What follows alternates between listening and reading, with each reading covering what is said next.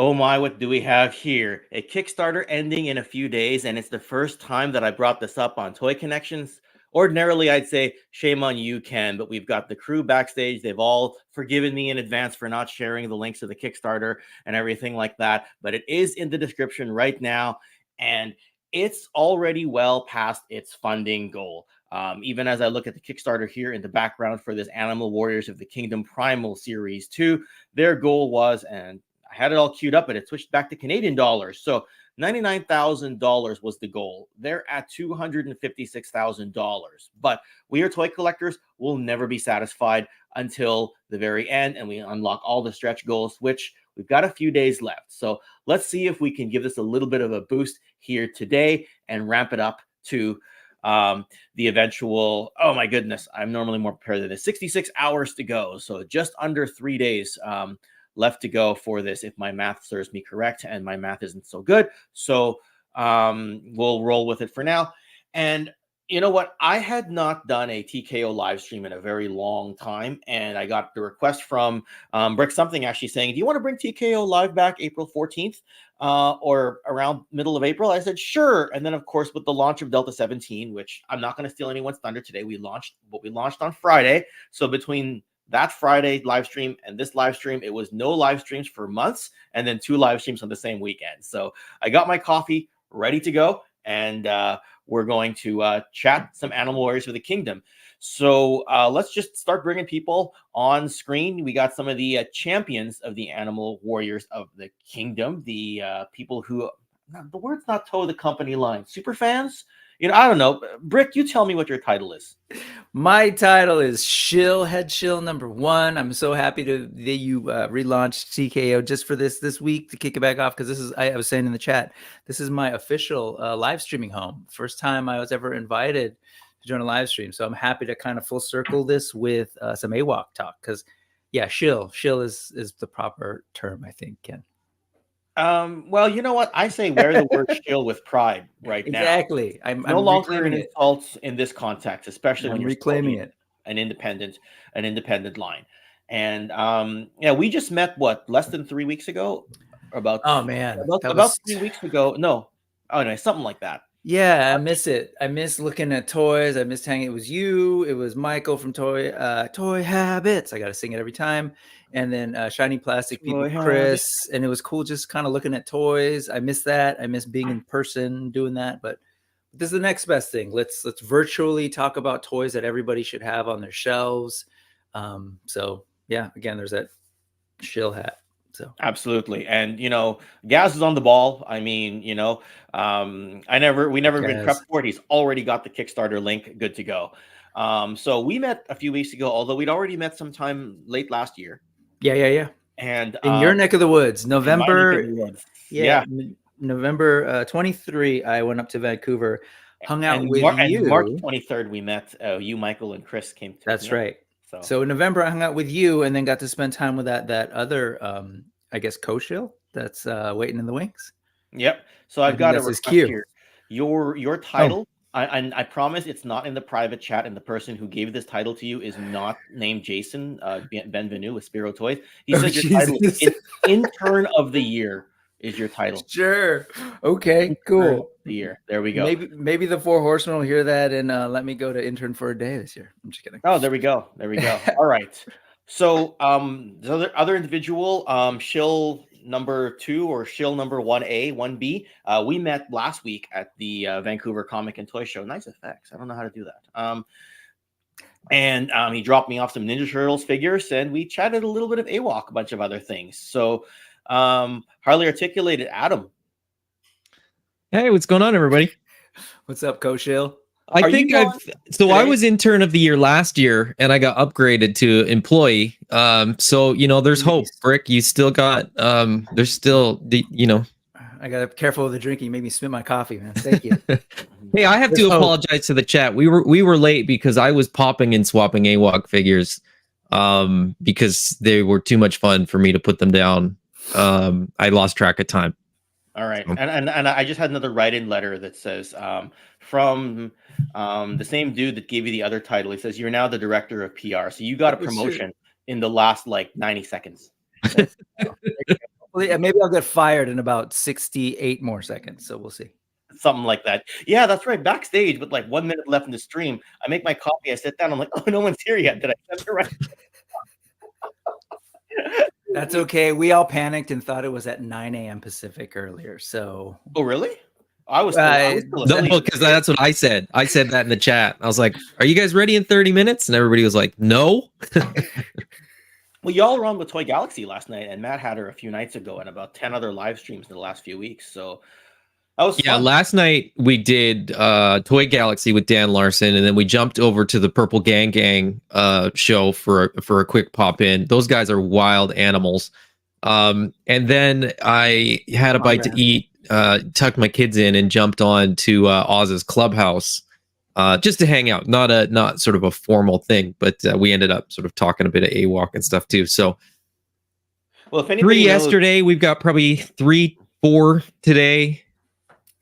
All right. Where we're you've got are split duties and. Are you on for Highly Articulated at 2 p.m. our time later on? I don't know. I have nothing prepared. We'll see. Stay tuned. Right, cool. if I post a thumbnail by 1 p.m., I'll be going live at 2, but we'll see.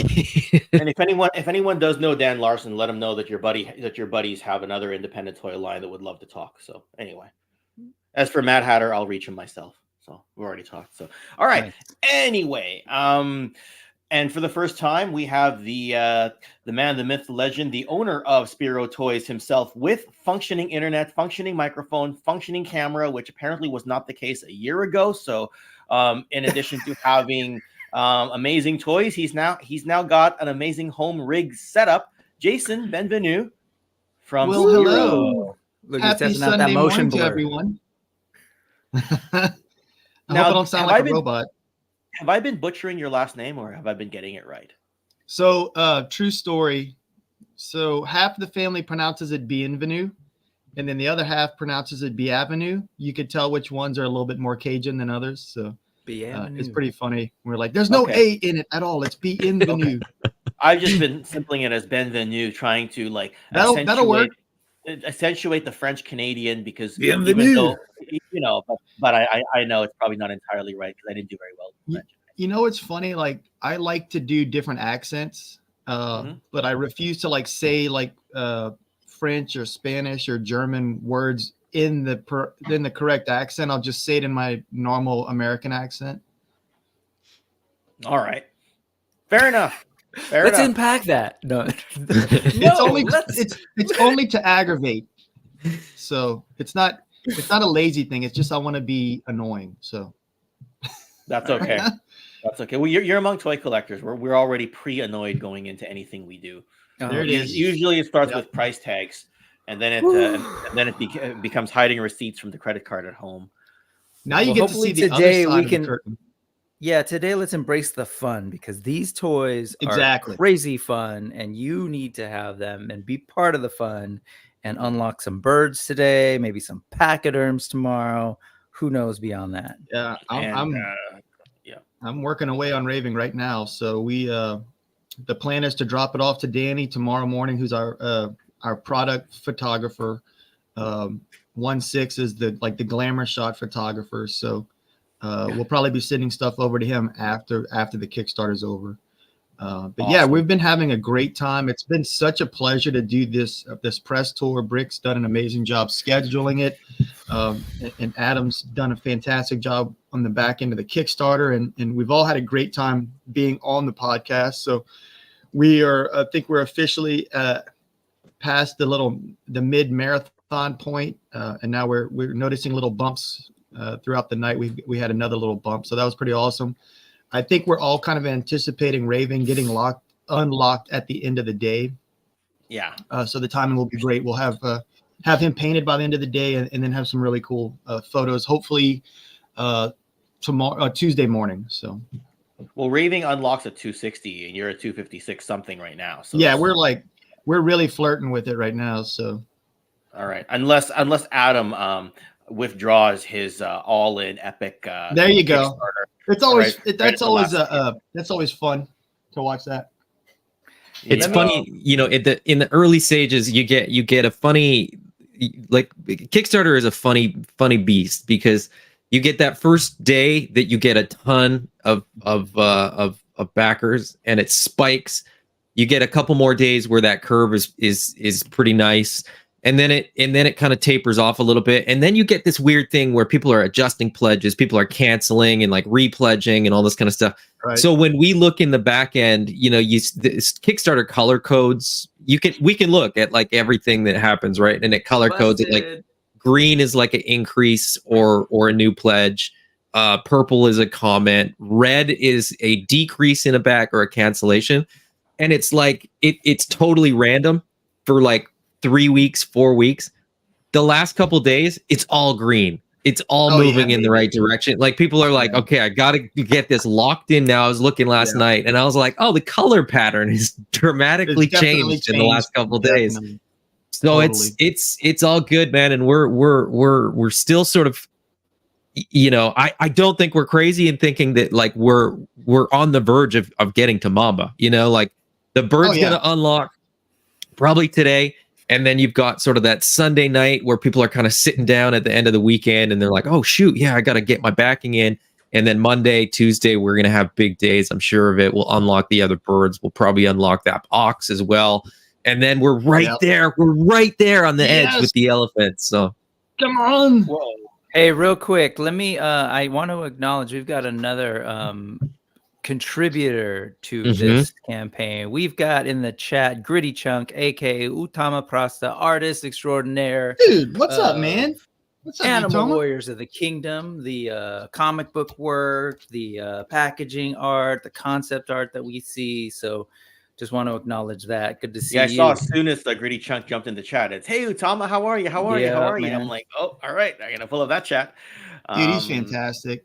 I it's love fantastic, him. sort of. Yeah, just seeing this guy, because his ideas, and then him working with Utama and hearing him talk about it, just it sounds beautiful. And then to see that all translated in real time to the sculpts, it's just really cool. Then back to Jason to paint. So cool. We talked about it last night, kind of building out the team, and it was like, you know, Utama and I met when we were in lockdown. It was like, well, I distinctly remember finishing the first episode of Tiger King and thinking it literally can't get crazier than this. And then I don't know how, but like I saw Utama's stuff on Instagram and I was like, man, this is awesome. And then we started talking and I was like, man, we're kind of like on the same wavelength. And then, you know, as lockdown progressed, we like our friendship kind of budded and we realized like how much on the same like creative wavelength we were. And so now it's, you know, he's my brother, dude. We just kind of, we're talking about getting back into issue 6 because he's been working pretty much full time on all the concept art for the Kickstarter. And last night I was like, we ready to get back in issue 6? And he's like, yeah, dude. Yeah. So we're excited. And so all the box art and everything. Brother in AWOK arms. I love it. Exactly. All the comic book art is all Utama's amazing work. So we love him. And I'm actually glad he's on the chat. WraithMace, thank you for waiting patiently. Thank you for the super chat. He says, Happy Sunday. Wishing all of us the best, as WraithMace always does on these live streams. So let's have a look at who joined us in the chat today. It's a good number of people here. We got Largo Slayer. We got Ray Paz. Ozstradamus Toyz, our good friend. We got Eric Drya. We got Rhea Black. WraithMace said hi earlier. Brick is here and there. We got Pains, Toy Samples. I believe this might be Jason himself. If not, then he's got he's got a clone. It's a me, Mario, right? Game. I'm gonna be right back. No problem. No problem. Okay, cool. Oh, I lost my place in the chat because I jumped to the private chat to see what Jason was saying. And everyone else, yeah. And everyone else, yeah. All right, we got Gazz. Who else have I not said hi to yet? Thanos Copter is in the house. Gazz, thank you for dropping all the links in the chat. As usual, you are an all-star, my good friend. We got Larkin's Lair in the house. We got Gabriel Pinto. And who else have we got here? Gritty Chunk, who we've already, Utama, who we've acknowledged earlier on. We got Matt Logic 44. We got Solo Sinner. We got Moonshine Mel. We got Literally Action Figs. And there we go. Draja. There we go. All right. I was trying not to butcher that, but I don't English so good right now. So, all right. So Jason has just gone to add a layer of paint for one of the paint masters he's working on. That is absolutely the life of a toy creator. How's my volume, by the way? Beautiful. All right. Great. Yeah. Using my Blue Yeti microphone, which I haven't tried that much on live streams yet. Yes.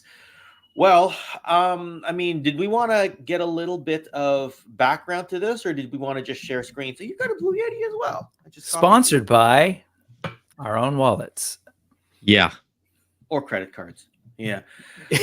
Did we want to give a bit of background first, or did we want to jump straight to sharing screens? I mean, okay, you know, maybe I'll try. We can do background. Do background. I'll try to give the short pitch, because Toy Connections is by and large what the algorithm has now defined as a G.I. Joe channel. I know that because if I put up a G.I. Joe video, people actually watch. If I put up a video about how to use my washing machine on the what do you call it, the delicate setting when I'm washing sports jerseys, nobody watches on my channel. Crashes, like not crashes due to activity, but literally crashes embarrassingly. So what do you call it? I haven't done an Animal Warriors of the Kingdom video in a little while, but effectively, you know, it's these dudes right here, Wave 1, some of the best figures out there. Like the posability of figures like Atreyu. I've got Pale upstairs, Kali's in the case back there, Thane is somewhere there. Adam, I'll let you know in a few days if Hannibal is going as part of your Kickstarter order or whether I'll just go through eCollectibles. Yep. But yeah. Actually, how does that work when you back through a retailer? Does that go into the Kickstarter? You know? So there's no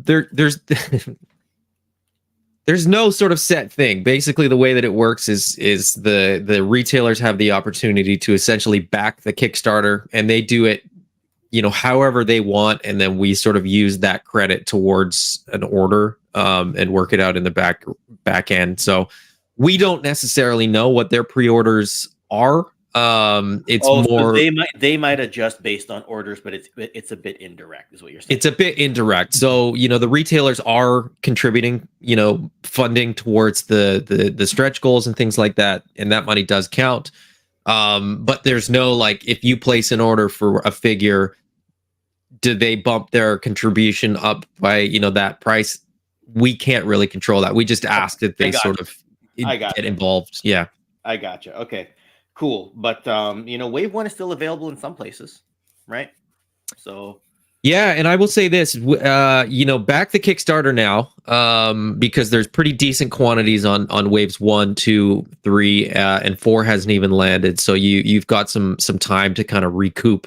Really, right now, what we need from people is for them to back the Kickstarter, get a little bit more money into the pot, so to speak, to put towards those new molds and to unlock those new molds, because every one of those new molds will get reused to make more cool animal figures and species and things like that. So right now, the priority, at least on our end, is for people to back the Kickstarter. Because the rest of the figures you can get, you know, next week or 2 weeks from now or whenever. Well, Raving looks gorgeous. Yeah, absolutely gorgeous, and that's the next one to unlock. Okay, I just thought I'd ask that question here. And you know, even if you don't get the original versions of Atreyu and Pale, who are largely what the story centers around, there's the Gladiator versions that look pretty good. Yeah. Anyway, let's do some screen sharing here. Brick, are you ready to flash up that amazing thing? I am. You just said Raving looks good. This is like literally taken a couple of seconds ago. So Jason had things, and this is what he was checking on. So he's in the process of painting the Raving prototype, the Paint Master. So here you see it. Well, I don't know if this is primer, because Raving is a black character. It's a crow essentially. So there you go. It's literally in progress right this second. It's out in that Louisiana backyard, front yard, or whatever's going on here. So Jason sent this to you in real time, just right now. Yeah. Wow. He just sent it in our chat. That's his way of saying, no, for real. Like, I stepped away to do important things, I swear. But yeah, this is the life of it right now. It's running and gunning, right? People are designing things, like conceptualizing things, handing them off to sculptors. Sculptors have a list. They're sort of divvying it up and kind of doing it real time, sharing things when they can. And for a while, it was about like sort of trickling things out and information out. And as we get closer to the end, you know, it's like, well, whatever we can, let's just share. So you're seeing this real time right now on Toy Connections. Beautiful Exclusive stuff. unveil. Do we normally see a retailer jump right at the last minute in the Kickstarter? It depends how the thing, like, I think that's often how we see it with like HasLabs and things like that, but we don't know. Like I said, like we don't really have any control. I mean, if there's a So it goes there back could to be your half a original dozen retailers jump in right at the last minute. What we've essentially said to retailers is, you know, if you back the Kickstarter and sort of put your money in now, we will sort of make sure that you get your figure ahead of other your figures ahead of other retailers. But we can't, you know, we can't make them do anything, unfortunately, and it's not. So it's a little bit sort of confusing, and it's a little bit. Yeah, there's no sort of guarantee that we'll see that. We might. I mean, we've had a couple retailers add in the last couple days.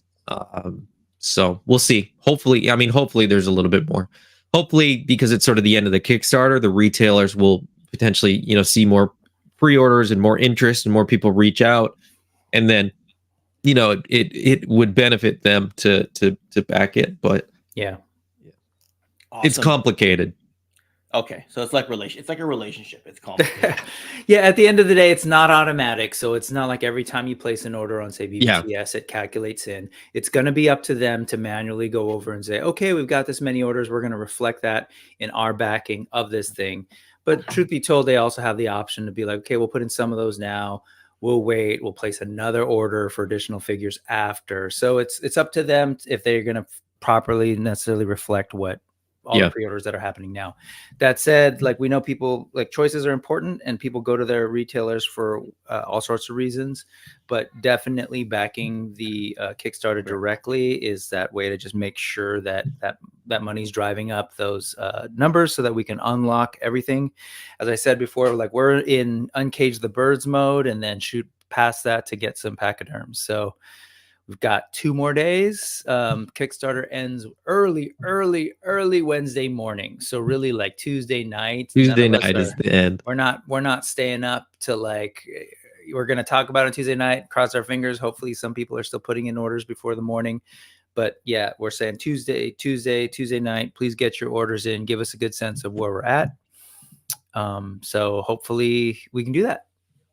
So while Ken is away, let's go ahead and jump into this, because Ken gave me control. So Ken is truly out of control today because his brain is definitely in Delta 17 mode, understandably.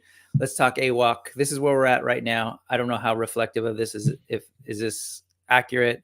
I took it about I just updated. Let's see. But hopefully it's around here. Hopefully it didn't go down, right? All green, no red. Okay, so we've got 728 backers right now, pledging a total of $256,000. Let's just kind of move through this and knowing that, I don't know, this is ultimately the goal. When I said pachyderms, and Utama, forgive me for this attempt at this foreshortening. I took your heart and whatever. So we want you to back the Animal Warriors of the Kingdom. So real quick, just want to remind folks that when this Kickstarter began way back on March 6th, we were looking at a toy line that had $2. This one and the ones that Ken's been showing, and the Thane buck, the big old gorilla. And you sort of see them here. So 1 and 2, that was Animal Warriors of the Kingdom, done, full stop. That's what we had, and nothing more than that. And so with this Kickstarter, right, this and this, with this Kickstarter, we're trying to unlock everything else that's there. When it started, the original offerings were the Speedster buck, were the female buck, the lizard buck, and the brawler buck. And then we've got, you know, those 3, the birds and the pachyderm, specifically the rhino/hippo, what we're calling the heavy buck, and then the giant. buck. I've been waiting So- for Hannibal since I saw him in the comic. And sorry about a minute ago, doorbell rang. You're good. You're good. Doorbell rang and nobody else would answer. So I'm like, anyway. But yeah, so that's where we're at. So we're expanding this line, and that's what to me is really exciting about this Kickstarter. I know a lot of people at first were kind of like, why are they doing a Kickstarter? Because essentially you're what? Like at first you were doubling the amount of bucks. No, more than doubling. My math is bad. Tripling. Yeah. 222. Yeah, thank you. Tripling. And then now we're going to go up to $7. So like there's a reason we're really relying on the fans to like kick in with this Kickstarter and AKA crowdfund it. Right? Yeah, a lot of people don't understand that tooling is the biggest expense when it comes to this, and the buck is basically just the figure, the blank figure that you use. Yep. You know, in order to, and then you kind of add extra details on it in order to create your characters, right? I mean, is it ideal to do a second Kickstarter? Well, it depends who you ask, right? Because Marauder Gunrunners, for example, they've done multiple Kickstarters. I feel like in the early years, Four Horsemen did more than one. Yeah, they did at least two. And you never really, it's just because they need to unlock that next level, that next step when it comes to the company. And Jason's back. I wanted to thank you for the exclusive look of the Raving character. Oh, man. Dude, that Utoma and Dan really just knocked it out of the park. Oh, yeah, you were talking about the photo that I sent. Yeah. Yep. So I took that photo. Then I went to add another layer. Airbrush clogged up. That's what took me so long. I couldn't just leave like clogged up paint in it. So I went ahead and fixed it real quick and added another layer to this guy. So man, he looks so cool. Just the black color, just dang, I'm excited about this figure. Like I was holding it, walking into the drive. We have a gravel driveway. And I was holding it and I was walking back into the house and I had this real clear vision of like having the real toy. And just, it was like, man, I got this really this great feeling just kind of washed over me as I was bringing it back into the house to paint some more. That's awesome.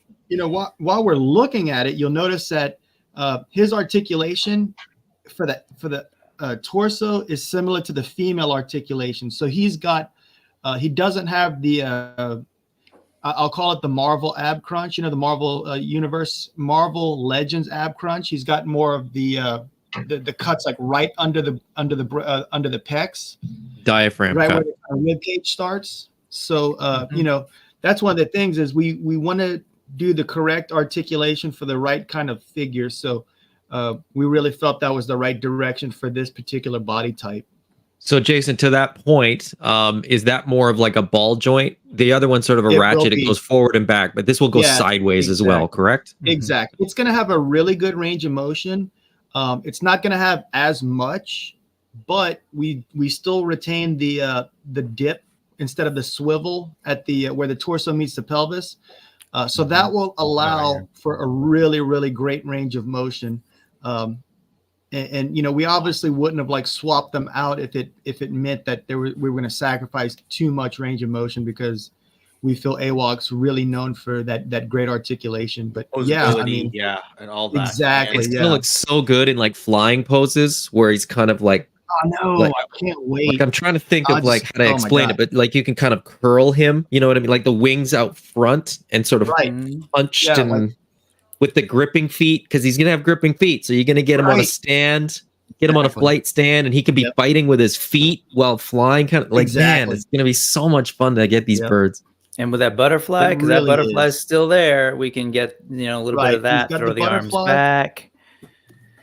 It's next to impossible to see it. It's literally impossible to see it, but he does have thigh swivel as well. Dan merged everything together because it makes it way easier for me to print and paint them. Yeah, but he will feature the thigh swivel. He's got the double knees, double elbows, the rocker feet, the swivel feet, hands. Essentially, what you can expect from AWOK stuff. Beautiful. Awesome. And of course, the I- wings are new. The wings are going to be a new deal. These actually attach here and here. There will be a second piece that's not on there right now, but we'll talk more about them when we get to raving later. It's a little more clear in the I renders. just want to plus in the super chat first of all. Yeah. Skyfall, thank you for the $5 super sticker. Much appreciated. Haven't seen your name in the chats for a little while, but I'm glad you're around and glad to see you here. So thanks again for that. And Gazz says 729 backers. So there you go. All right. So this has gone up. Awesome. Looks to me like people are excited for the birds. You know, I felt the same way. Like when I saw the bird renders, I was like, oh, that's cool. We're getting, you know, I know they've what do you call it? Shown a lot of the different houses, you know, like you got House Feral and you've got is it Chunari? I keep getting the Chunari, yeah. Fearless. And then there's Feralist, not Feral, right? And then, but it's cool because like all the different houses, they almost like compare favorably to like the Mythic Legions factions a little bit, right? You know, and that's kind of cool, right? So I just like that. So like it just attracts people to kind of keep buying. They're like, ooh, now there's a house with Mamba, you know? Right, exactly. Yeah, the Pachydyne. Will we see a flight stand with any of the flying creatures? We're not currently planning on including flight stands. What we might do is like flight stand or stands that I think are like very high quality.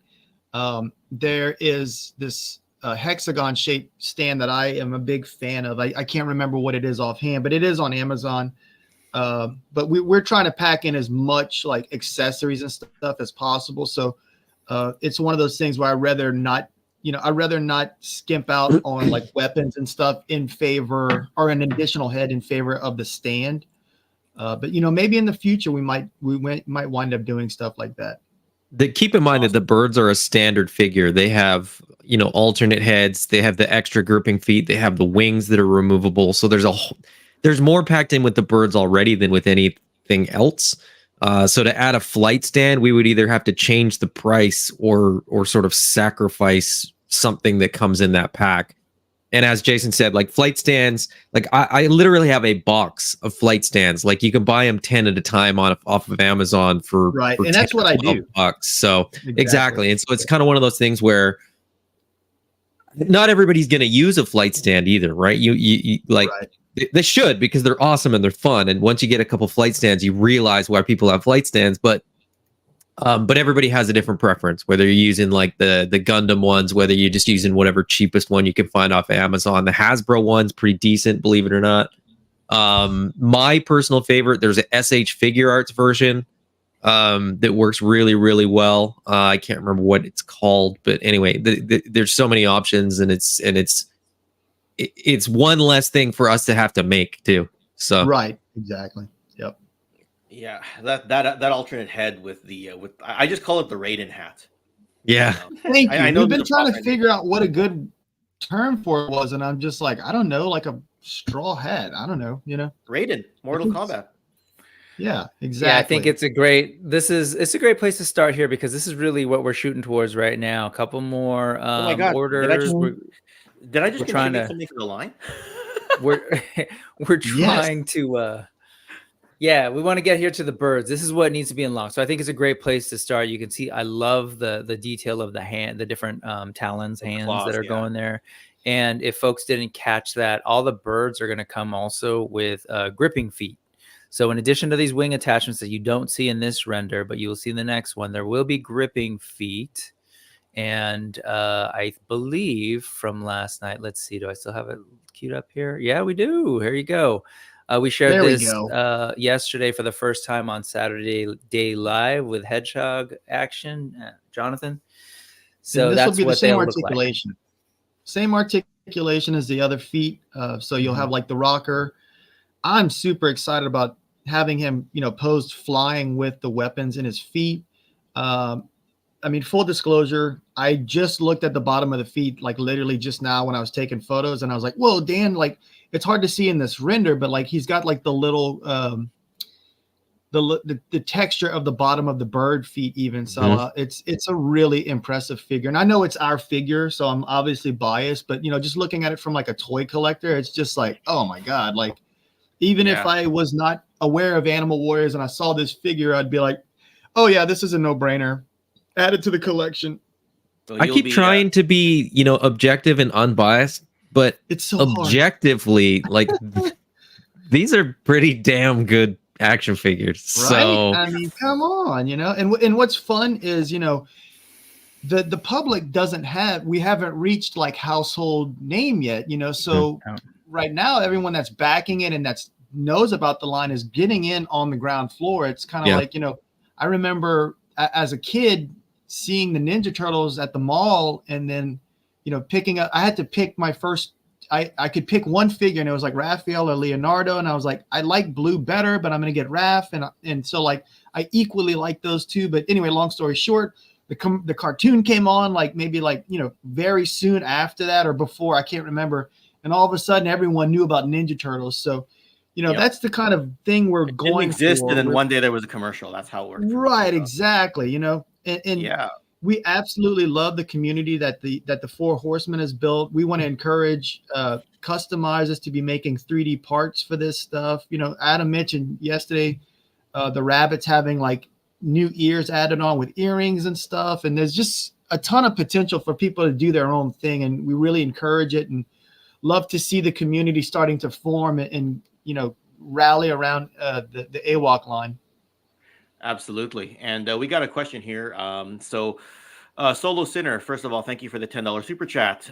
Says, love the raving reveal, fire emoji. Will there be an illustration reveal for the alternate head for the horrid assassin?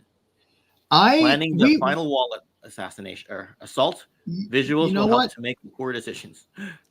Let me pull it up. I'm gonna send it over to Adam and Brick real quick. I've got a digital render, and I've painted it before. The factory already has that particular paint master, but it would be really nice to just go ahead and show that real quick. Let's go. This is gonna be a down and dirty kind of render. I'll pop it. I'll let y'all just kind of talk while I pull this up. Let's see here. Oh. I had trouble yesterday. It was telling me it was an invalid file. So let's see if I can't find the correct one. Yeah, when he does that, I'll throw it up. I'll let y'all talk while I try to do this. Let's see here. We'll definitely get to the horrid assassin though. But thank you, Solo Sinner. I appreciate. I love the reveals on here. I appreciate the need to like want to know like where am I going to throw my money at? So it's great. But Solo Sinner, let me assure you, you're gonna want 2 horrid assassins for sure. Oh yeah, it's a no-brainer. And here, just while we're waiting on that, you can kind of see what's going on with the wings. So there's one sort of section right there that connects to the tricep area, and that kind of follows down here. So they're like real layered right on top of each other, so that when you do that flex, that wing will sort of continue and visually look like one piece. That's the goal. So anyway, I'm getting close. I'm almost there. Yeah, you're good. That's all good. Let's go ahead and maybe backtrack and do the lightning quick version of going through the Kickstarter. Please, yeah. And then as questions come up, we'll just maybe hang on to them until we're through this. We'll go quick. So again, $7 is what we're shooting for. We're gonna start with the way they were in the Kickstarter. We'll start with the reptiles, then we'll move on to the brawler buck, then we'll move on to the women, then to the female buck, and then to the speedsters. So initially, awesome. Here's more of Utama's artwork from the comic books. Actually, you got to check out the comic books. Starting March 6th, the same day that this Kickstarter dropped, they're available in comic book shops here in the States. I don't know where else. I think, Adam, what am I up to? Issue 3, I think. I'm behind, man. Yeah, you've got that special Connect, though. That's the self-published digital versions. Those are like definitely special. Hang on to those. This is the first press of the sort of mass market release. Issue number 2 will be available in comic book shops in May, and then from there it's going to be monthly with number 3 and on and on. Let's start with a trade paperback, hopefully. Yes, yeah, no, there will be that'll happen, and we'll keep building. We'll move past that to issue 6, and then eventually we're looking at Netflix cartoons, all we're gonna, we're hoping to do it all. Live action films. Sure. Here we go with the lizards. So the lizards, the main thing you need to know that we'd like to highlight are all the lizards have articulated jaws, and all of the figures that you're going to see today moving forward in Animal Warriors of the Kingdom will come with the standard extra alternate heads and extra hands. The hands have been there since day one, and you're talking the 3 sets of hands, including vertical and horizontal joints. So this is an alternate head. If that doesn't signal to you that you might want 2 of these bodies to use both heads, consider it, because that's a cool horny toad. We've got Gresh, who's sort of become a little bit of a star in the Kickstarter. He's kind of a fan favorite. Yep, definitely. Yep. And he comes with the alternate head too. That's a snake, and you probably heard this before, but these guys actually have holes in the mouth area so that you can connect this wicked chain tongue. So that's a thing. Articulated eyes. Can't skip that, right? So these eyes actually do rotate and do the whole chameleon thing. Also a spitting acid venom piece as well. So it's like a effects I need piece. to ask Dan to send a PNG of that. To be sort of like a translucent thing, and that'll port into that hole as well. Yep. And then so each of the bucks have sort of a weapon set that complements that set of characters. So these are the cold-blooded weapon set, very much so. Like you can see, I love the world building, right? Each sort of race or faction has its own developed culture with its own like signature style and weapons. These being the lizards seem like real gritty, nasty, brutal kind of thing going on here. And real rough around the edges. You see, like, I love this. Someone pointed this out on one of the streams, that it's not just like a straight pole. It's actually like got that wood feel, that raw wood feel. It's fun, right? And those are, by the way, $14.99 on the Kickstarter. There'll be more. They'll be closer to $20 in retail. And then back to the figures. All the figures are listed here. Most of them are $33 standard figures, and you'll see those call outs as we go through. This was the first unlocked figure on day 8 once the campaign hit 120,000. They have a heavy interest for House Verandi. Again, articulated jaw, all those things. You got an alternate head, but maybe to inspire you, here's a look at these heads. And the important note is here that this is not a heads pack like in the past. Just know that we're just showing you this because there was an interest in making sure that we hit certain price points so that we had the money to go towards the tooling of the alternate heads, but you're not paying extra for these. These are just going to be packed in with the figures. So every single figure will come with 2 heads. And there you go. Some quick and dirty Photoshop to kind of show you, to inspire your army building, maybe to make sure you maximize the use of those heads on those bodies. Excellent. And yeah, thank you for walking us through this, because everyone should have a different favorite when going through the Kickstarter, right? I mean, you're probably getting all sorts of different ranges of feedback. A lot of people are excited for Raving. Gazz said he really wants the Boone character in there. I'm obviously excited for Hannibal ever since I saw that he was, Atreyu's father, was it? Correct. Yeah. Yes. He's Atreyu and Tiberius's father. Yes, that's right. Oh, that's right. I forgot about Tiberius for a second there. Wow. But there's also other characters. Everybody does. Like Mother Mala is very, very important, for example. Well, they don't have the latest. Are very important to the story. Like Mother Mala is very central to the story. Definitely. So, yeah, she's the leader of House Gennari. Yes, well, we always assume it's General Thane, but right. There's a reason why he's general. Right. Exactly. Yes, and yes, the monkeys are the heroes, effectively. Yes. Pale is the central character in the story, and I asked Adam more than once, am I really just pronouncing it as Pale? It's not Pele. It's not Pele like a soccer player, or Pale. Save that extra pronunciation for Kali. Right. That's where pronunciation matters. So yes. And that's pronounced Kale. No, don't say that. I always spell it differently too. I spell it with a space, and then sometimes I spell it together. So sometimes it's got the L uppercase, sometimes it's lowercase. Yeah, I had to double check the Kickstarter like 4 times. That's my dyslexia going in. That's it. I am biting my tongue so hard right now, guys. You. I started saying kanji correct though. Maybe sort of close. No. You're there.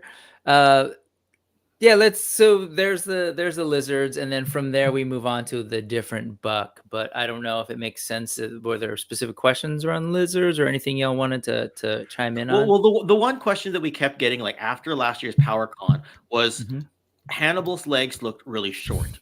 Did anybody want to address that?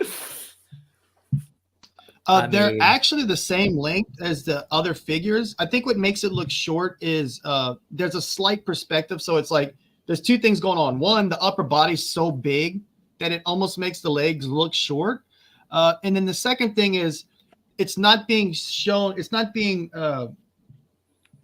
photographed straight on like this. It's got a slightly angle, like this. Yes. So that's part of the reason why it looks PowerCon photos distorted. for sure have that, but it doesn't matter. He's so cool. It doesn't matter to me. I mean, we're super excited about these figures. So the lizards are the bad guys. They are a group of bad guys. You know, there's different houses, and some of them are good, and some of them are evil. Some of them kind of just want to stay out of the mix. So the lizards, their main export is like salts. They have like they're salt farmers, but they also export army. You know, they are professional mercenaries, so they quite enjoy fighting and are conscripted quite often by the Horde and House Fangtorn. So you'll see them like fighting alongside those 2 houses, often against our main heroes throughout the second story arc. They're bad guys, but they're not bad guys. Exactly. Like I've decided that, you know, Gresh is going to start off as a bad guy, and he's going to kind of come around and join Pale's team. Don't give away the story. Don't give it all away. No one. When edit this out when this airs, okay? All right. That's totally how it works. So I've put the peg heads on a couple different Marvel Legends figures, like some of the bigger ones. I've put it on some of the Fortnite figures. I've put it on the Spartan collection figures. For that, I remember doing a little bit of sticky tack. We've seen people put them on Mythic Legions, but they need I think 3D customizers are making a special head or neck peg for the Mythic Legion stuff. It doesn't just like fit right on there. So it's really cool to see those heads being used on all those different figure lines. Awesome. And if I ever have to edit something out, usually what I'll do is I'll clip it into like a short video and make it. You don't have to edit it out. Look what I got. This exclusive reveal on this show. Rack up the views and be like, don't do it. Well, listen, I hear you on wanting to kind of see some things that are maybe a little bit more exclusive. So I'm just going to call an audible here and drop this in if you want to kind of see what some of these alt heads will look like. So this is that alt head on Gresh, that snake head. And if you're looking at this mouth right here and you're kind of wondering what's going on, that's where the attachment would be for that tongue. And the reason I'm doing this is because I was actually trying to find that that attachment with the venom, and I feel like it was in there at some point. And you know what? Let Adam, me see. if you can find it, or if either of you can find it. I'm going to look on Dan's Instagram, and I'll just I'll send that over. Let's see here. If you can, I tried to find it there. I'm pretty sure it's in our chat, but you know, we send all sorts. Yeah, that's a little in bit the chat. hairier to find because there's so many. Let's see here. But we'll go through, and I just there you go. Look at you. All right, so. Yeah, this is all stuff that hasn't been seen before. So thank you, TKO. Look at that neck. It's kind of creepy, but in a good way. Yeah, but it works perfectly with Gresh. It's not. The neck is a little. Yeah. Look how many Motu fans you're going to appease with this. With exactly. concept and everything, right? It's like you've worked it into your lore after establishing your lore, and then circled back and picked up some other Motu fans along the way. Well, that's how you run a brilliant line.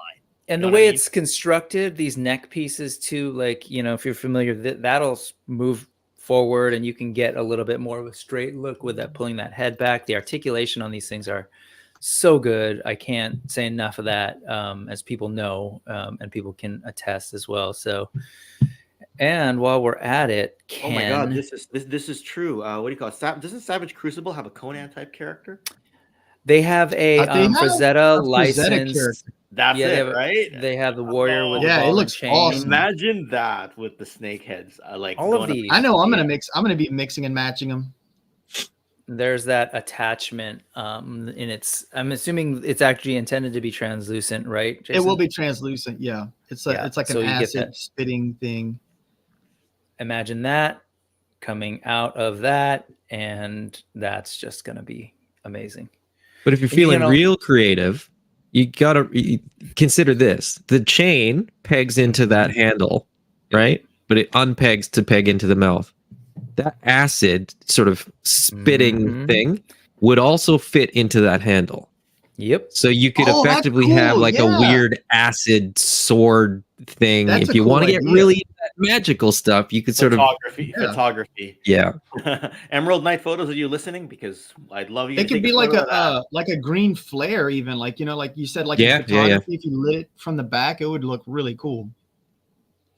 100%. I think there's so many cool possibilities with the sort of built-in attachment thing going on here. Very, very cool. And that's part of the fun of this line. There's just all sorts of cool, unexpected things that like sometimes are planned, sometimes they're just like, hey, what about this? And they get worked in. Yeah, I mean, like Utoma and I, we have roadmaps and like important points that we've got to cover in each issue to do the overall story. But if something arises, we are not opposed to adding in new stuff. Beautiful. I mean, Blight was added in because he was so popular and a compelling looking figure. So we wound up working it into the story, and we were just like, man, this is great. This is a fun, compelling character that's got a purpose in the story now. I love it. All right, I guess back to the next figures. Note that this is here listed as a $45 deluxe figure. So the bigger characters in this, what we're calling the I was about to say brute again, brawler scale. The brawler. Yeah, the brawler buck.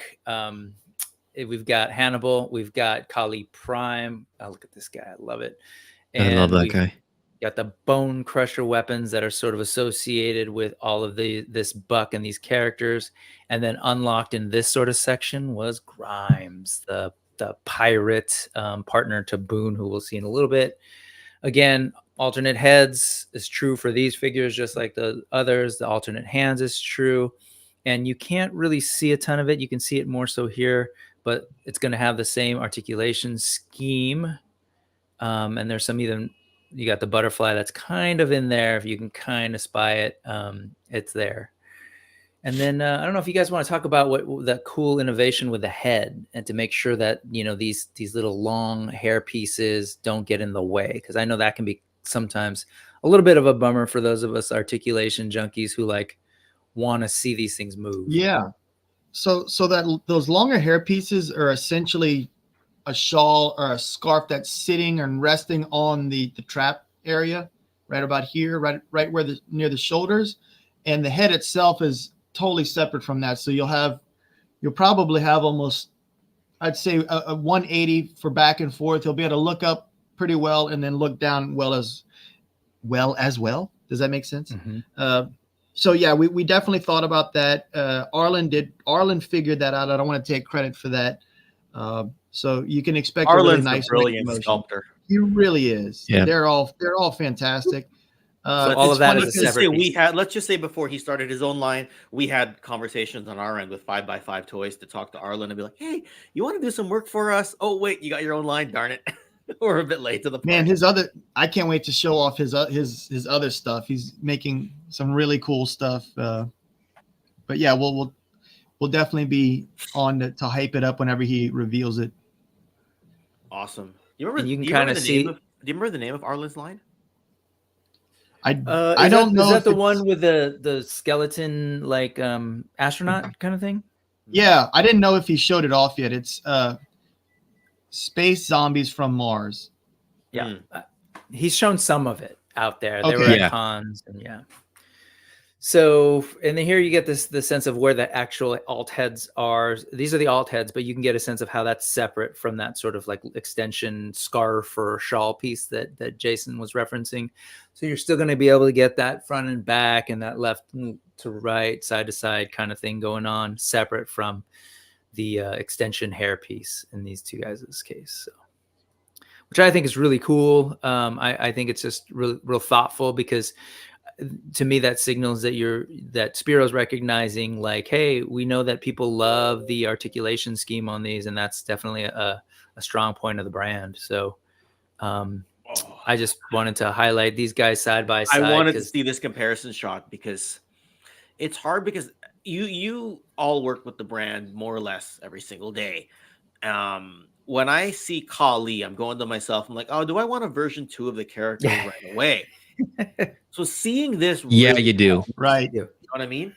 So yeah, wow. So how does it work? Like, how does he go from like Bruce Banner to the Hulk in this, like, story wise? Do you want the spoiler, or do you want to wait for issue So 5? should we?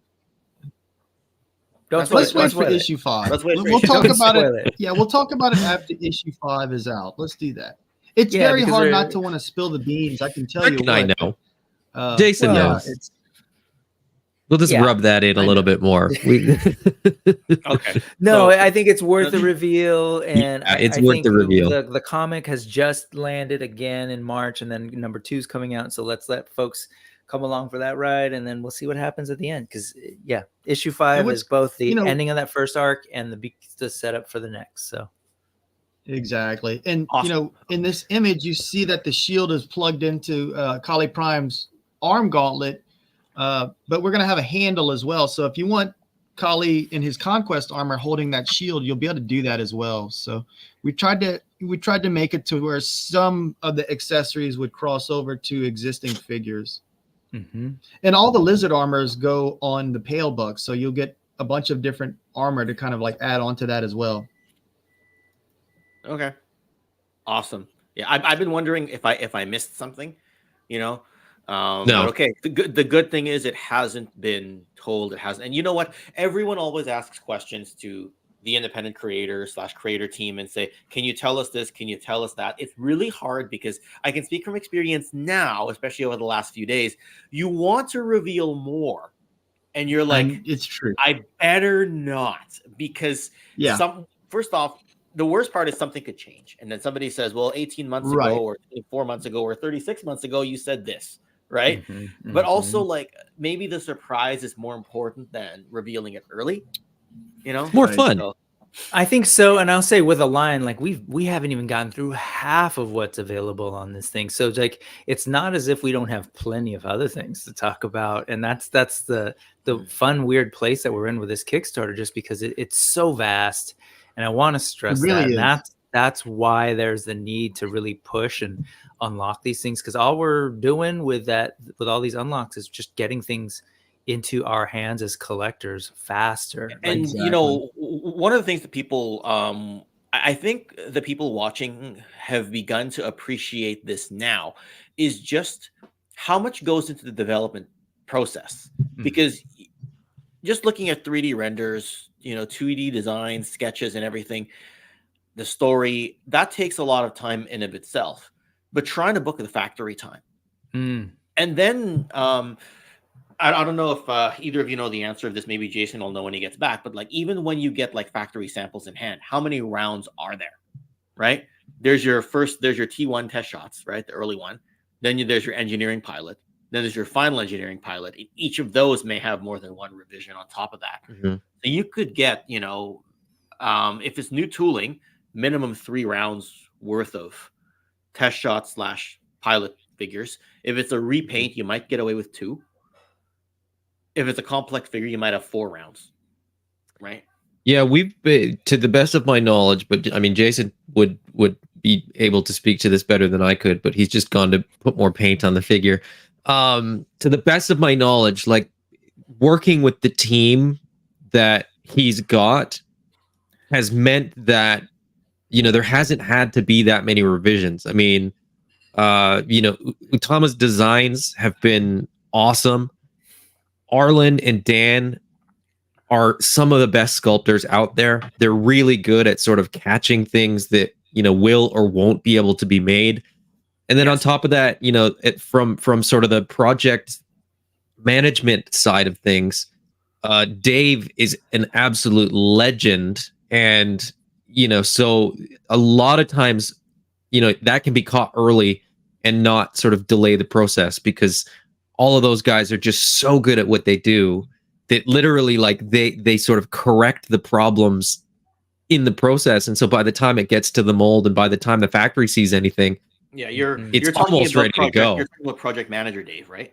Yeah. Yeah, like he has his own design team internal who can tweak a few things. Yeah. Probably, if it's anything like what Steve's had to go through, he'll probably send them back to Jason to approve the final changes.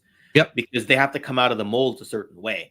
You know, you have to have the right amount of undercuts. There's a lot of little technicalities that you don't think of, because when the steel, like when you pull the molds apart and the plastic cools, the figure's going to look a certain way. Yeah. Any warping, any proportions, man, there's just a lot that's that you don't think of when you're developing a line.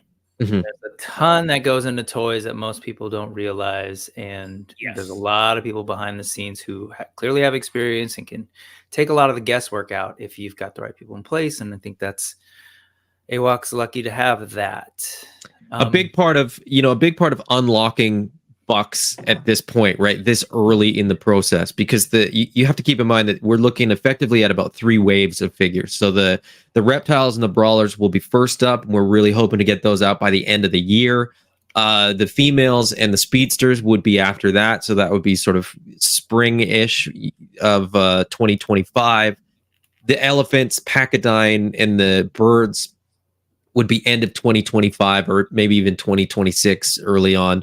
But what we're doing, you know, is getting the funding for that stuff so that the molds can get made, so that they can get in the queue at the factory. So even if it's not being made for a year, the factory will know that our ETA is this time. And so it actually speeds up the process. And again, you know, we have a spot locked in the lineup where it's sort of, as long as we get everything to them on time, you know, they'll be ready to go and ready to roll. So this actually makes it so that there's less of those, you know, delays and little sort of hiccups and things like that as well.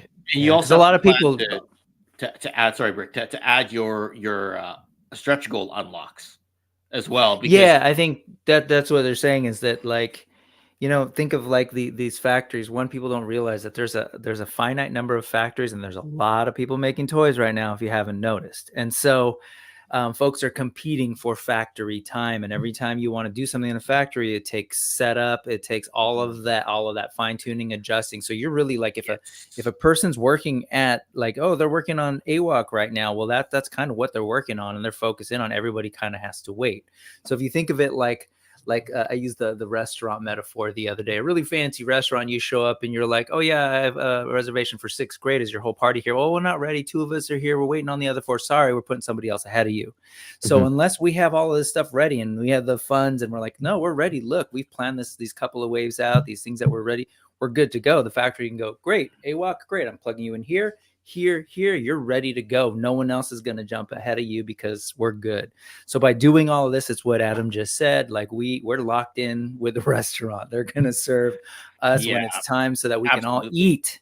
We're putting our order in now for our reservation. That's, you know, a year from now. We know we know what we want to eat. Yep. We want a whole plate full of elephant, and we want it in this date. And so we're getting our order in now. Thanos, I'm going to assume the answer is yes, because they usually leave that pre-order open for quite a while. And if pre-order numbers spike, You know, I mean, Adam, I believe they will, but like I said, like we don't really have any control over it. It's not an automatic thing. It's not like, you know, we get to see their numbers. It's just sort of on faith that they'll sort of back for whatever they've been paid for. It's neither automatic nor is it obligatory. They have no obligation to kind of be like, oh well, I guess they want this and it'll help with their campaign. And like, whenever we talk to Mike from eCollectibles, like he will say like, oh yeah, that's right, I got to finalize that order or something. So that tells me that that's what he's doing. He could be talking about a completely different order that we have no idea about. Yeah, but that's the vibe that we typically get. I don't know anyone directly at BBTS, but speaking for eCollectibles and retailers like that here in Canada, that's typically how it works. And they contribute when they sort of choose to, right? Like I said, you know, we will provide their orders before the other retailers so long as they back the Kickstarter, but we can't make them back the Kickstarter and we can't make them sort of show us their orders. That's not really how it works, and that's not how we want it to work, right? We want to be flexible, we want to be friendly and cordial with everybody, so we're not like banging on people's doors like, where's the money, put it in now. So yeah, and one other thing before we keep moving down to Kickstarter here, is when it comes to factory time as well, the good thing is a lot of the project managers, they have more than one factory they work with. So that is an advantage that you can get. Having said that, not every factory can do the same thing as the other ones, so that's another just sort of tricky thing. And if you're tooling all at one factory and you want to do another wave, well then it's hard to get it moved over to another one and get the machines. Anyway, Brick, feel free to keep going. For sure. If you got to speed things up, that's totally fine too. Yeah, no, I'm just keeping mind of what you said, that we're looking at time. So here we got the female buck. We're finally getting the women in the women characters from the comic who are so pivotal in plastic form. So here we have Mother Mala, the leader of the Chunari, the brilliant strategist, and I will throw in there, just as a tease, brilliant scientist. We've got Mother Mala, and she's also a bit of a magic user, apparently. So you've got the magic effects on the sword that come off and the ice effects that come off and just add to that fun play element and intrigue, right? Like, who is this person?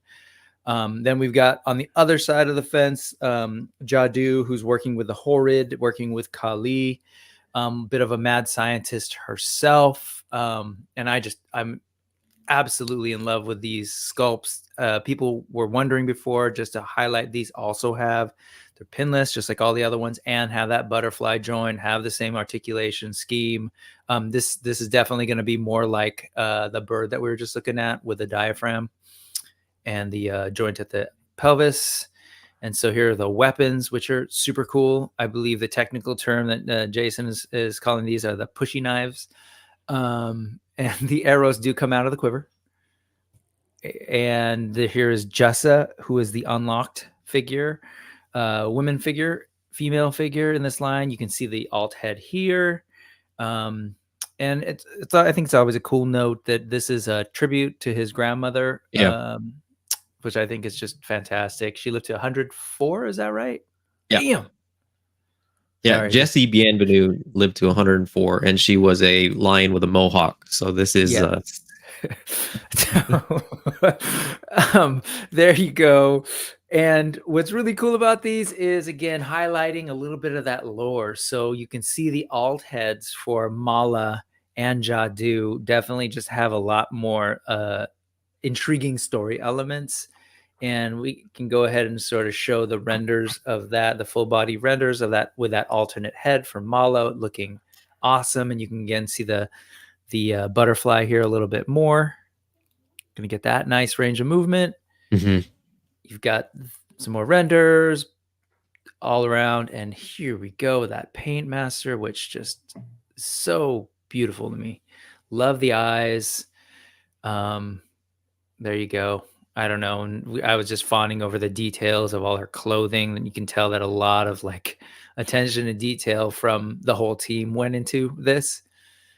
Love it. There's texture everywhere. You know, the belt's not just a belt. There's like rivets and buckles and you know, belt loops and all that kind of stuff. Like, they just go all in on this stuff. And Dan and Arlen, you know, chatting with them, it's like it's extremely clear to me that they are absolutely loving doing this. Like, it's not It's not a chore. They're given a lot of freedom to sort of do what they want. Jadu's head, which we're going to get to, Jason gave Dan full creative license. He said, okay, Jadu needs to have a really menacing head. Show me what you can do. So this was not sort of inspired by anything that Jason had. He just said, you know what? I trust, that you get what we're doing with the line. And he came up with this absolute banger of a helmet. Woo. Yeah. I mean, the final paint is going to have the eye color is going to match her mohawk too. If you know nothing about AWOK and you just saw that, exactly, it'd be worth buying. Yeah, it's like you've got the animal thing going on, but you've got the sci-fi element here that just pulls you right in. I've been saying this line is very much it's its own thing. Absolutely, 100% original, brilliant lore, world, story, etc. But it still manages to pull from that palette that we all grew up with, that sort of 80s Saturday morning cartoon adventure comic book thing going on. So it's all here in full display. How would you classify this? Because when I tried to say it was like kind of like high fantasy, you were like, that's not 100% true. Would we call it anthropomorphic? Would we classify it as more of that? Because I think it has high fantasy elements with the swords. But I think it's all of the above. Like it's sword and sorcery, it's fantasy, it's sci-fi, it's anthropomorphic. It's got so many elements of things that are just so much fun. And the beauty of that is that, like, there's people that just want the sword and sorcery figures. There's people that just want the sci-fi figures. There's people that read the comic book that need everything. And it's sort of when you say sword and sorcery, sword and sorcery and high fantasy are very much related. So that's the aspect. I'll say this. It's science fantasy. Yeah, it's the same as like Masters of the Universe in that way. It's the same as John Carter from Mars, or maybe even a little bit of Flash Gordon, because there's magic in there. There's people with wings with full-on maces, and then there's people with laser guns and spaceships. It follows that tradition of that merge. Even Star Wars, right? Star Wars even has elements of. Yep, it's a mix of the high fantasy with all the different races and creatures and aliens, but there's a little bit of magic there with the Force. So it's and even in just the things that we've listed, it's not like some people are like, yeah, AWOK's just copying so and so. It's like I literally just said Star Wars and Flash Gordon and John Carter from Mars. These things are much older than I think most people realize from whatever reference point they have. So at the end of the day, it's FUN. That's it. So FU and have fun. But here it is. This is the gorgeousness of the alternate heads, and which brings us, I think, to our final buck. And I'm kind of rushing because of time, but also I know that there was a specific request. They want to see some alternate heads, and I think we're in a position to be able to show you that today for the first time. We've got Kanji, $33 again for this whole buck. This is the Speedster, slightly shorter than the original buck. You've got Boone with his badass robot arm. Again, this was the big thing that was apparently a revelation to a lot of people who were thinking high fantasy or sword and sorcery, even though they're animals. But then, like, oh, there's robotics, and now that I think about it, it's like Thundercats. That's Thundercats. They're space. They're animals. Like that's all the thing, right? The House Feralist there, man. The House Feralist stuff speaks straight to Thundercats. Yeah, man. This is Third Earth. You look at them with your Thundercats Ultimates from Super 7.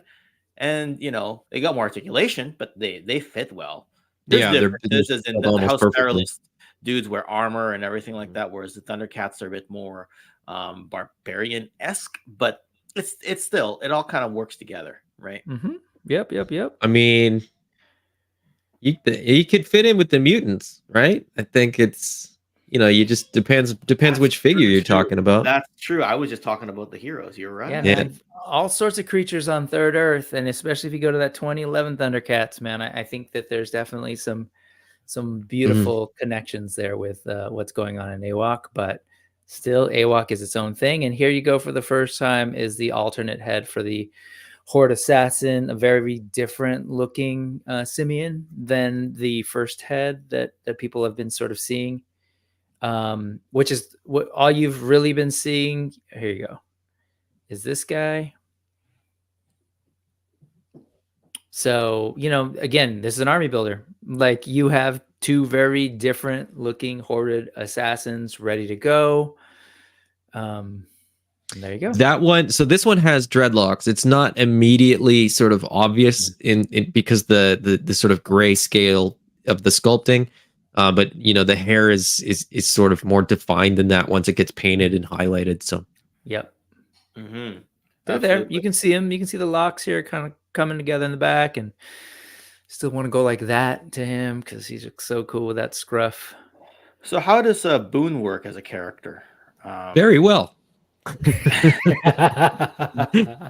So Boone and Grimes.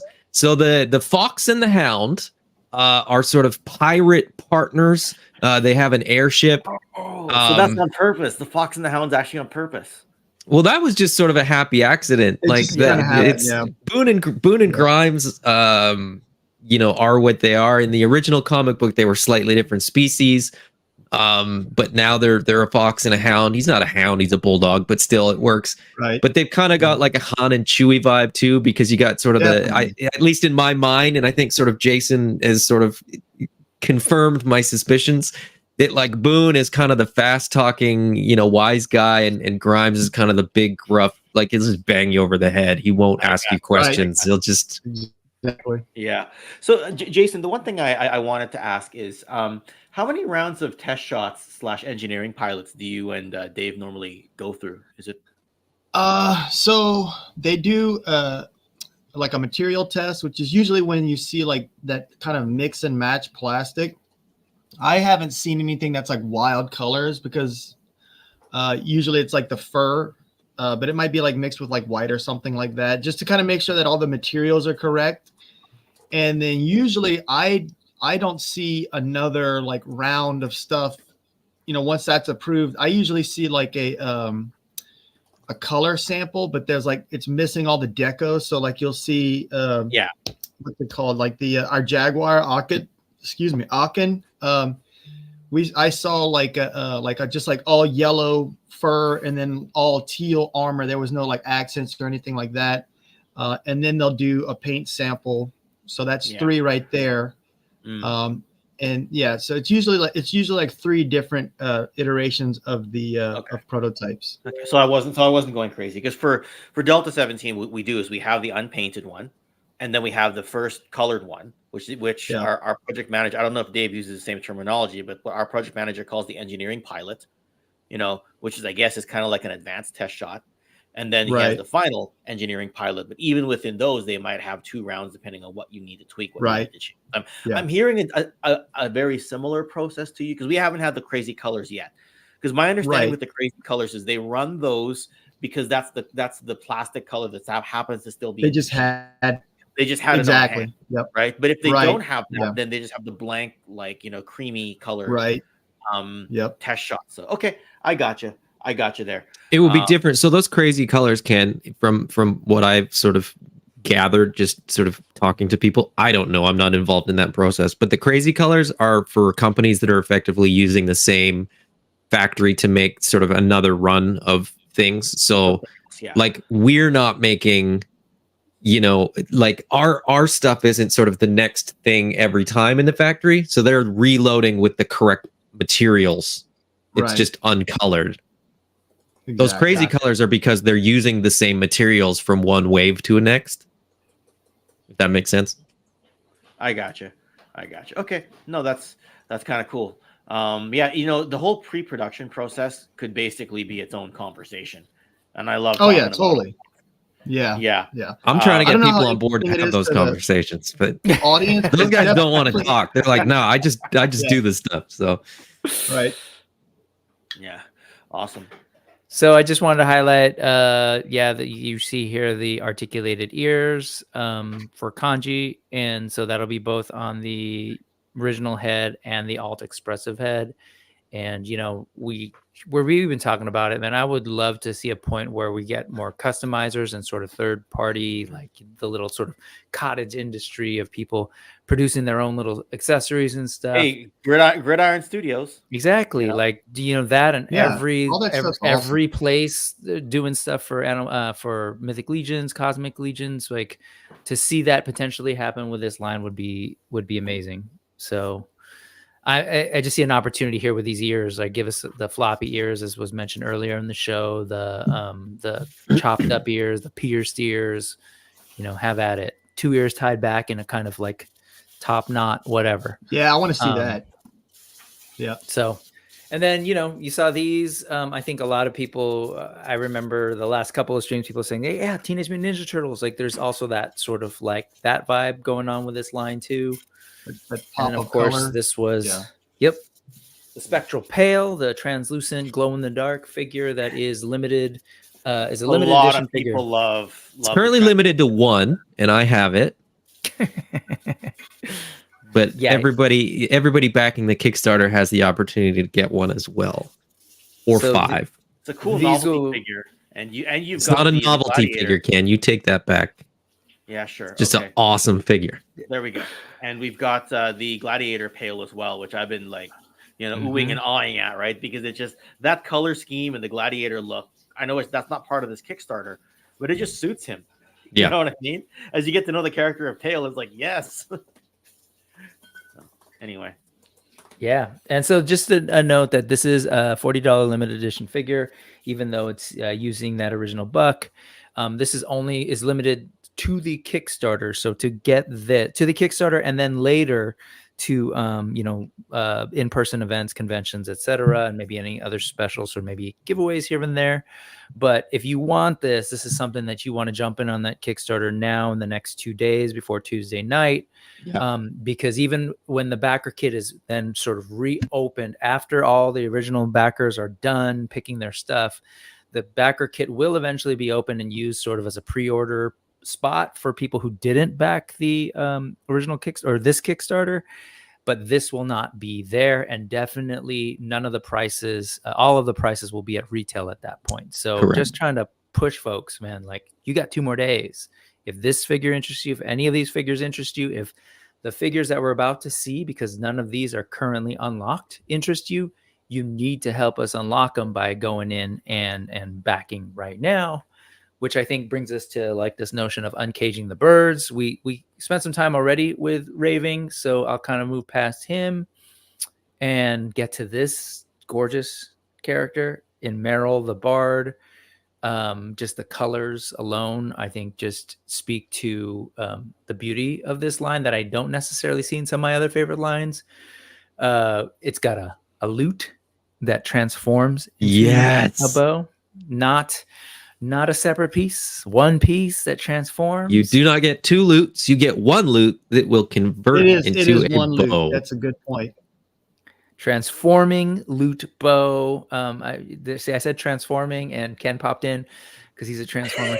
But yeah, you've got the transforming loot that will turn into a weapon.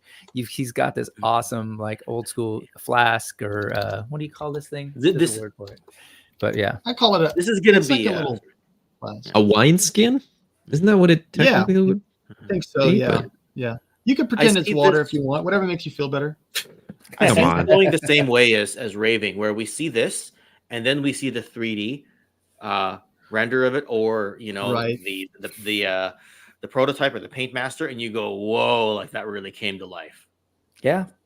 And that's the thing. I feel like AWOK's and Spero's has created a track record. Like, we see what happens when they go from these awesome looking 2D concepts to these awesome looking 3D renders to these amazing toys in our hands. So at least that's where I'm at. You heard me early on in the stream. I said shill, like that's an appropriate term.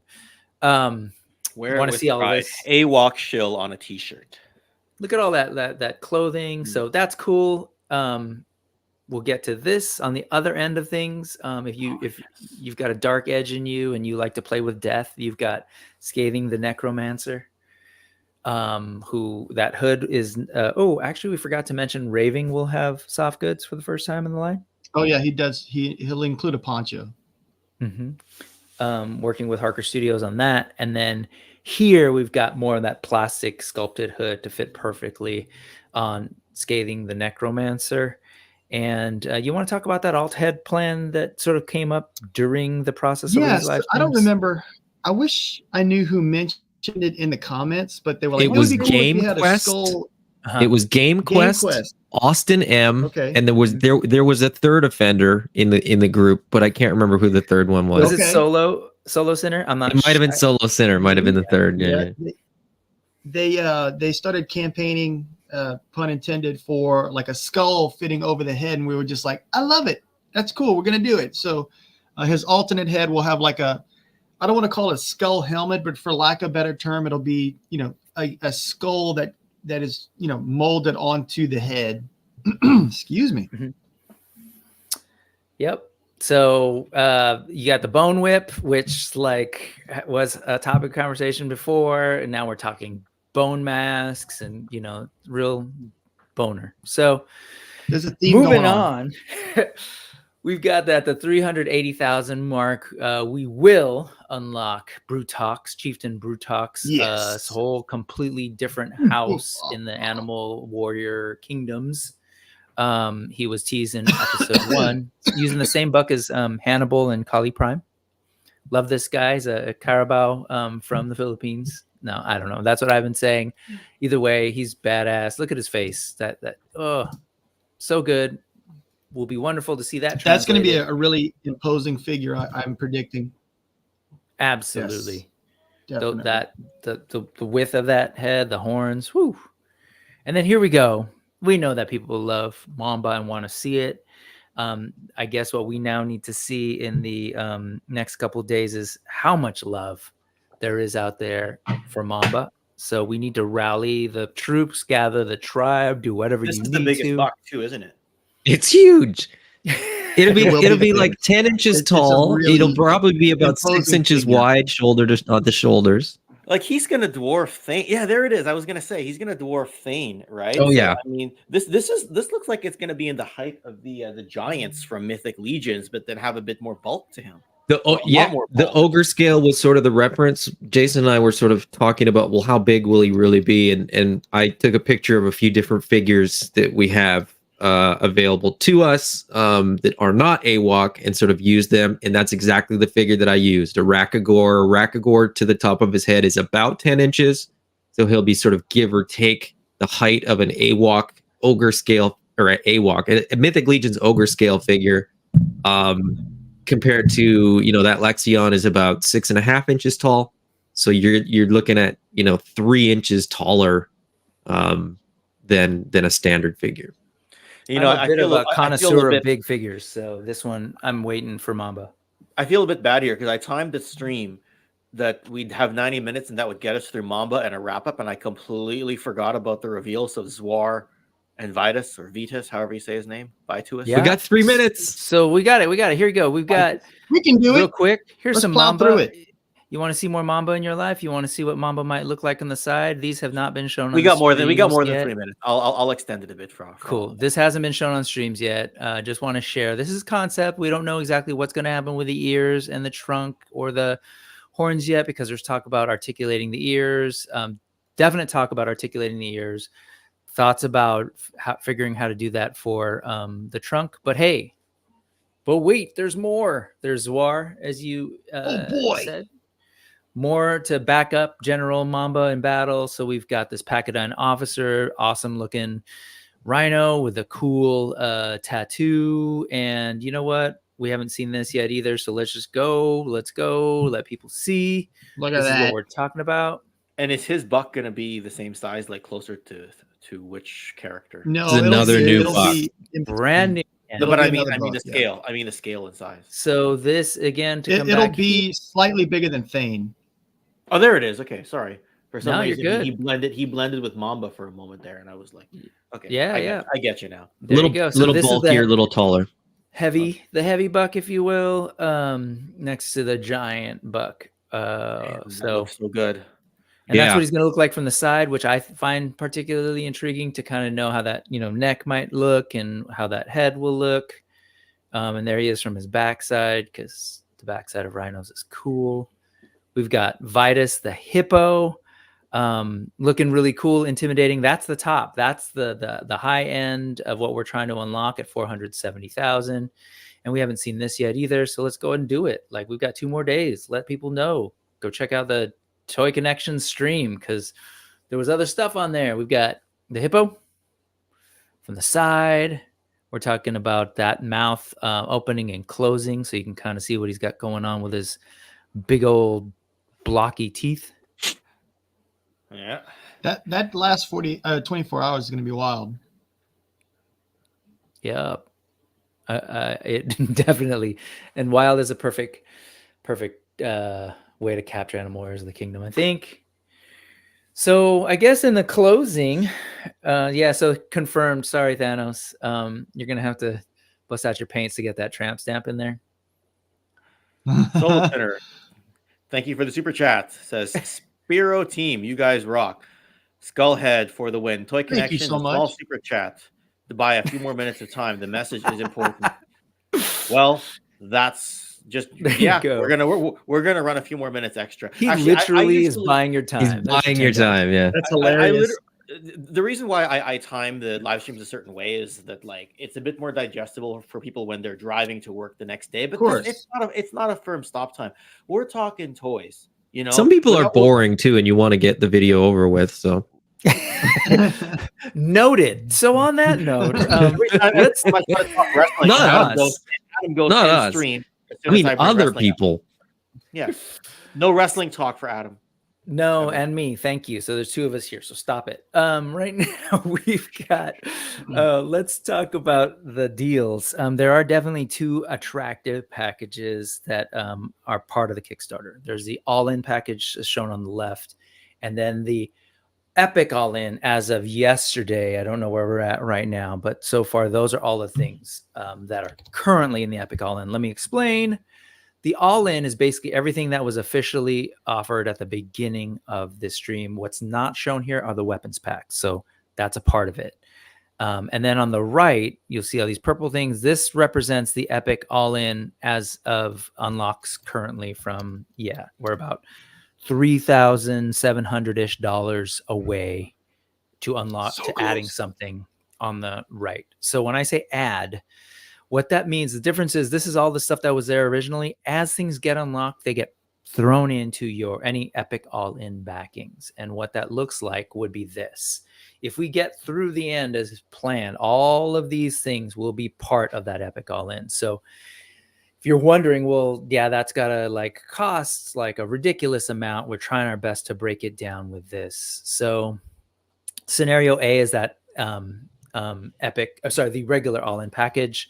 If you were just looking at the stuff that was originally offered, all the originally offered figures plus the weapons packs, you're talking about you're specifically talking about $325 for the package price, and that's above retail. This is the estimated retail price at $460. You're saving about $140. This is a great chart. I think you sent this to one of our chat groups as well, just to ask whether it made sense. It did initially, and you guys helped me fine tune it. I thought all I sent you was a thumbs up. Yeah, and so I took that and it's like, okay, but I'm pretty sure there might be a couple of things to tweak. So I try to tweak them a little bit. Hopefully it makes sense to people.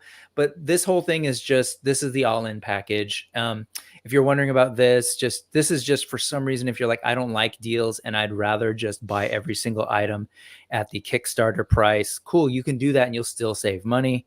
And that'll only help us move the needle towards the buck faster.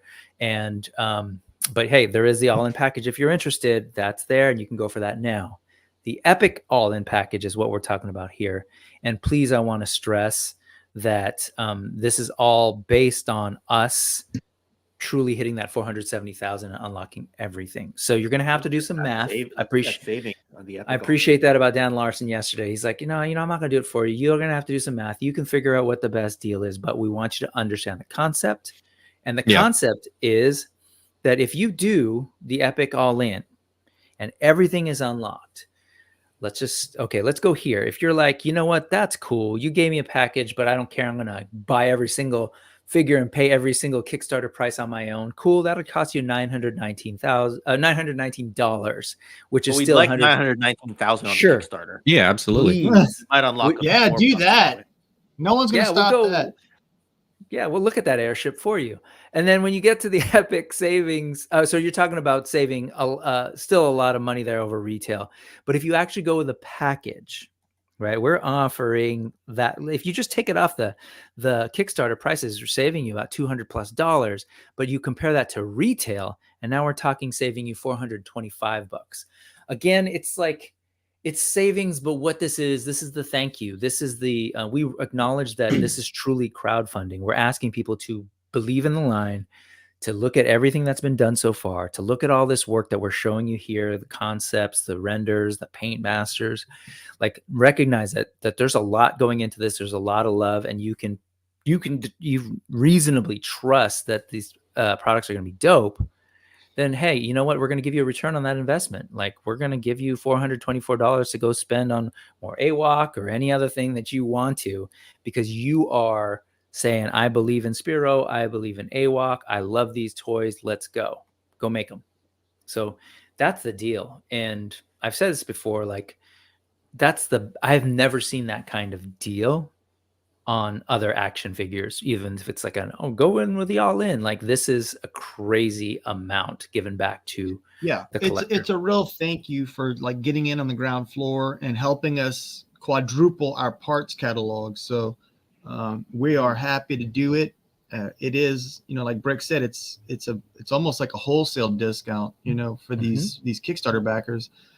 I can't remember if you mentioned it or not, but people that are wanting to get Mamba for the $89 in the Kickstarter, you can just go and pledge for $89 with no reward.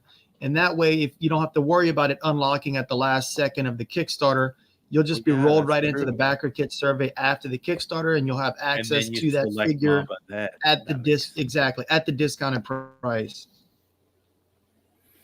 Yep. So there it is. If you're like, I want Mamba, I want to make sure I lock it in, do exactly as Jason said. You can lock in for an $89 pledge, just put it in there, because it's not, Mamba, unfortunately, is not something you can select right now. But as those backers come in the next 2 days, that's sort of like last minute swoop in that is kind of normal to a campaign. People are going to swoop in for those birds. Yep. You're right, because this ends at like 8 a.m. in the morning, Eastern time. I know. Whoops. That was my fault. That's okay. People in Europe will be very happy. Yeah. Right? This is outdated. I don't know if there's a new one on Geek Dad Live, so forgive me, but I don't know what the changes are. But essentially, Brian Brick was in the chat, so we see this normal swoop here, right? That this light pink is the last Kickstarter for Animal Warriors of the Kingdom, and you saw that here. And if you look at any of these charts from Brian Brink on any of the HasLabs or Super 7 crowdfund projects or other Kickstarters, you see that. So that is definitely a phenomenon that happens consistently. So these are sort of projections based on that. This is what we're calling the FOMO spike area, or Brian Brink is calling the FOMO spike zone. Those last couple of days before that deadline, right, when people like pile in and are like, oh yeah, I set my alarm and I'm ready to go in because I didn't believe you that it wouldn't be charged until April 17th. So now I'm going to do it for sure. And that's great. You do what you need to do. Help us get up here. Hopefully we go beyond that projection and we get all the way up through Vitus. Everybody who's watching this stream live or on the replay, you're gonna help with that. That's why we're doing this. We need your help. We need you to tell other people. Even if folks have never heard of this line, you think they'd be intrigued, tell them, hey, buy 1 or 2 figures, try it out, like back this thing. It's, these are brand new toy companies trying to create something new, add to the toy culture. So hopefully we can get folks in. So was that the last slide? Yeah, I believe so. Yep, that's it. Cool. Is that it? Is that not enough, Ken? You tell me. I mean, I'm all. It's plenty. I'm here at your service. An awesome amount. Wow, and Jason, I've wanted to get you on here for quite a while now, and finally got the chance to do that today. Brick and Adam, you're welcome here all the time. As Brick said, he did his first extended live stream on here. I know you did a pop in on Oz. No, this was the first official. You're the first to invite me, period. And then the Oz thing was totally happenstance. So look at the monster I created. Now he's live with Brick News on a weekly basis. Let's hope for a Brick News later today and a highly articulated live. What is this? A WrestleMania question? Are you not entertained? That's a Gladiator quote. It is, but you know, my brain. Oh, I see. I don't watch wrestling. No, okay. but see, I'm the only one who watches wrestling here. You know, I don't even know if that's a wrestling line. I just read it in. I did watch it whenever I was when I was a kid. Yeah, when I was a small child, I used to watch wrestling. And then you grew out of it. You know, that's how it is. Most people grow out of wrestling, just not. You know what's funny? Like I remember watching Saturday morning cartoons, and then American Gladiators would come on, and then wrestling would come on, and then as soon as Soul Train would come on, like it would come on and be like, "Damn it!" And then I would have to get up and go play outside. You know, that's hilarious. I think I would watch like the cartoon intro of Soul Train because like that cartoon train like really slapped. I was just like, okay, yes. Now I'm going outside. I've watched all the cartoons. Everything's done. Got to go outside and play. So my kids are actually really, really loving the current WWE stuff, and I will say that although I'm not gonna say that I'm a fan, I do think the current WWE storylines are pretty well done. The wrestling still looks dumb, but the storylines are good. Yeah. How dare you, sir? We'll argue about that another day. But you know what? So I know we're kind of on the ramp down of the live stream tour. What's kind of like the next few stops over the next couple of days as this thing gets to work? It's still ramping up. We still got lots going on. Yeah, we're doing Bill Mahoney, his show this afternoon, 2 p.m. Central Time. So I actually have to hop off. I just realized what the time was. Are we doing Hella Dope tonight? Hella Dope tonight. Gonna do an update on Geek Dad Life. So those two things are at the same time. We're gonna figure out how to multitask that one, and then tomorrow fire up the DeLorean and we'll figure out how to do both of them. Gonna go back in time. And then Bill Mahoney. You said Bill Mahoney. The Adventures in Collecting, I believe, is tomorrow. That drops. You did that recording earlier this week, and that's going to drop tomorrow. Yep. On Monday the 15th. People get your taxes in if you're in the States. And then on the 16th, we'll probably be on my channel doing kind of a final countdown, even though it's like going to be hours later when it actually ends in the morning. But Tuesday is going to be it. Tuesday, show us what we got on Tuesday night. And just ask Meggy to stay up late, you know. Yeah, he'll be happy to do that. Yeah. So subscribe to Adam Highly Articulated, Brick Something. Both links are in the description below. Load up on some Animal Warriors of the Kingdom figures. Yay, we got 3 whole backers. So we started with 729. Oh man, thank you. Now we're up to 732. Not bad. Take that, YouTube. You got a toy can bump. You got a Toy Connections bump too, just like a Hatter bump. You know, look at that. Not bad for a G.I. Joe only channel, right? So, anyway. Hey, all of these are great enemies for G.I. Joe. I have it on good account that Dr. Mindbender has been experimenting, and there's a little bit of Cobra Law going on in there too. So I hope that didn't anger you, but yeah. It shows in 12 minutes. No, 11 minutes. On Bill Mahoney's channel. Bill Mahoney's channel. Are all 3 of you going on, or how's that going? That's all Mad Scientist over here. I'm doing my regular 2 o'clock. I'll probably talk about AWOK, but I'll be. Yep, and I am going to be on the news at 4:30 p.m. Pacific, 7:30 Eastern. So Jason's going to do the show in 10 minutes. Just so he's probably just chomping at the bit to get off here. But then the next ones are 6 p.m. Pacific, 9 p.m. Eastern. Hella Dope Toys. And GDL, we're gonna figure out how to do both. Yeah, you know what? Let me real quick, if you or Gazz can throw this in, I am gonna put a link in the private chat. I believe this works. That should take you to a playlist, of all of the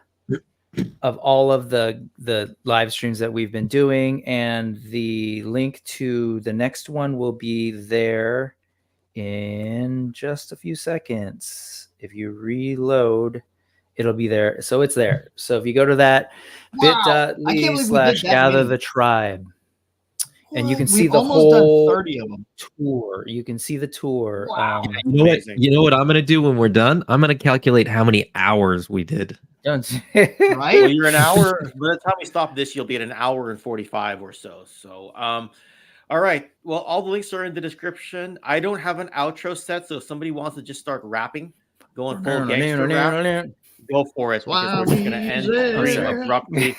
Buy your AWOK figures, subscribe to my friends, collect your toys, be nice to each other, and something, blah, blah, blah, end stream, blah, bye.